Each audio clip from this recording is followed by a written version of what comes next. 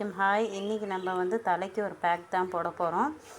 வெந்தயம் வந்து ஊற வச்சு சேர்க்கணும். நான் ஊற வைக்க மறந்துட்டேன், டைம் ஆகிடுச்சு. அதனால் வந்து அப்படியே போட்டுக்கிட்டேன் ஜாரில். அதுக்கப்புறம் பார்த்திங்கன்னா செம்பருத்தி இலை, மருதாணி, செம்பருத்தி பூ இருந்தால் போட்டுக்கலாம். இப்போ எங்கிட்ட இல்லாதால செம்பருத்தி இலை மட்டும்தான் வச்சுருக்கேன். இது வந்து பார்த்திங்கன்னா பச்சை பருப்பு, இதையும் சேர்த்துக்கலாம் இதில்.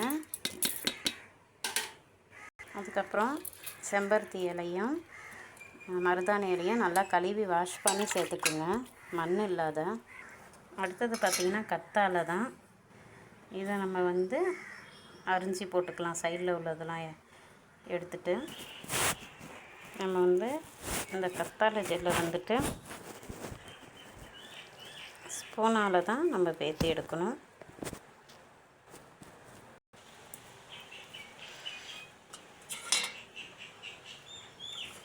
நல்லா கழுவி எடுத்துக்கணும். இந்தமாரி ஜெல்லை ஸ்பூனால் எடுத்துட்டேன்.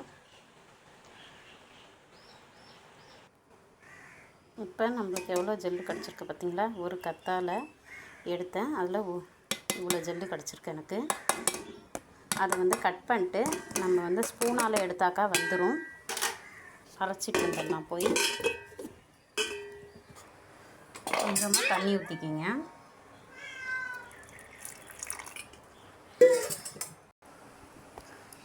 ஒரு கைப்பிடி கருவேப்பிலை போட்டுக்கோங்க.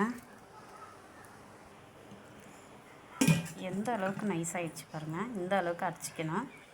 இதை அப்படியே தலையில் அப்ளை பண்ணால் கொஞ்ச நேரம், ஒரு மணி நேரம் இல்லைன்னா அரை மணி நேரம் ஊற வச்சா போதும். நல்லா சாஃப்டாக அடர்த்தியாக முடி வளரும், முடி உதிராது.